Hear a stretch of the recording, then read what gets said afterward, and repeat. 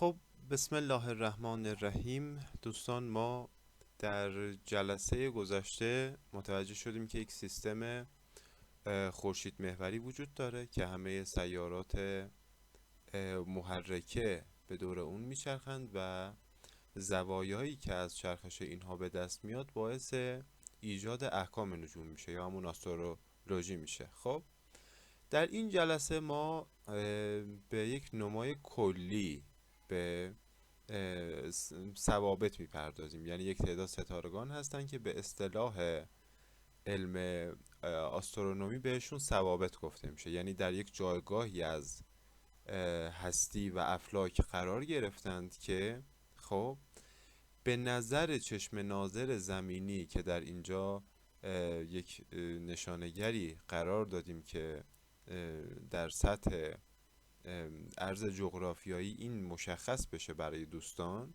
خب، از چشم ناظر همه این ستارگانی که ما در شب مشاهده میکنیم و به عنوان یک نقشه آسمان در شب برای ما نمایان میشه، اینها اصطلاحاً ثوابت هستند، یعنی ثابت هستند اصولاً برای چشم ناظر.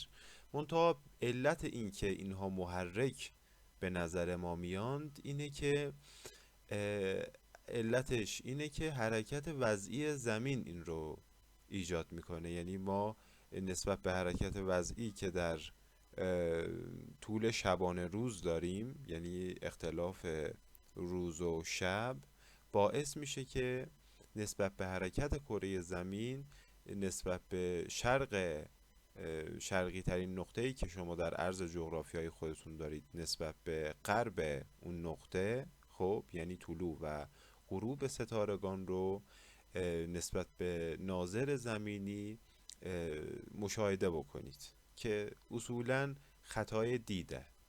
چرا؟ چون همه اینها به غیر خمسه متحیره که به اصطلاح علم نجوم به همون سیاراتی که در حال حرکت هستند، خب به خصوص ماه که بیشتر به چشممون میاد چون از قدر ظاهری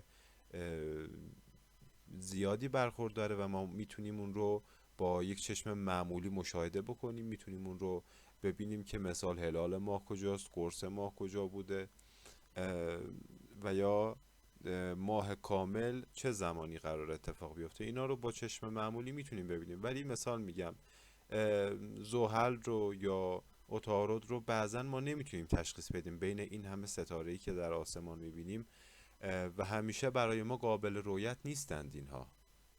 خب، و تنها چیزی که همیشه قابل رؤیت هستن برای ما همین ستارگانی هستن که نسبت به حرکت وضعی کره زمین و با خطای دید ما اونها رو مشاهده میکنیم که حالا هر کدوم از اینها یک صور خاصیه که مجموعه از ستارگان رو تشکیل میده که بالغ بر بالای 5,000 الی میترسم بگم 8,000 ستاره نسبت به چشم ظاهر بین ما قابل به رصد است.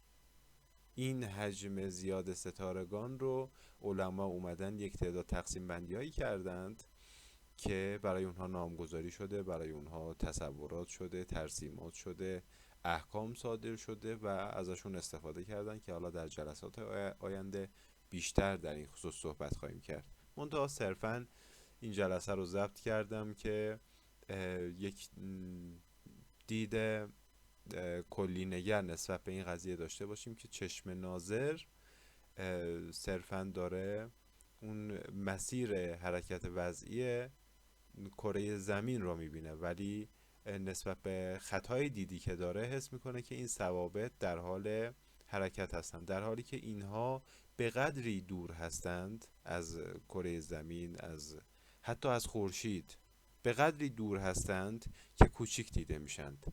و هر ستاره‌ای که کوچیک دیده میشه دلیل بر این نیست که ذاتاً کوچیک باشه. از لحاظ آسترونومی هستند بعضی از این ستاره ها که واقعاً از خود شمس هم، یعنی از خود خورشید هم بزرگتر هست، یعنی عملاً از لحاظ فیزیکی بزرگتر هستند. نه همشون ولی برخی از اینها جسته های خیلی عظیم و جسته دارند که قابل به انکار نیست. یعنی ما عملا میبینیم ولی چون دور هستند به چشم ما به نحوی کوچیک میاند. متوجه هستین چی میگم؟ و به قدری دور هستند که از لحاظ چشم ناظر زمینی اینها هر 71 الی 72 سال 1 درجه فقط حرکت میکنند. حالا با اینکه ما در طول فصول مختلف سال شکل‌های این ستارگان رو متغیر میبینیم. خب علتش اینه که نسبت به کجی حرکت کره زمین صاف حرکت نمیکنه، حرکت وضعی داره و حرکت مداری خودش رو با یک کجی خاصی طی میکنه که این باعث میشه که ما در فصول مختلف سال این ستارگان رو به شکل‌های مختلفی هم بعضا ببینیم. نه اینکه شکلشون تغییر کنه، سمتشون تغییر میکنه.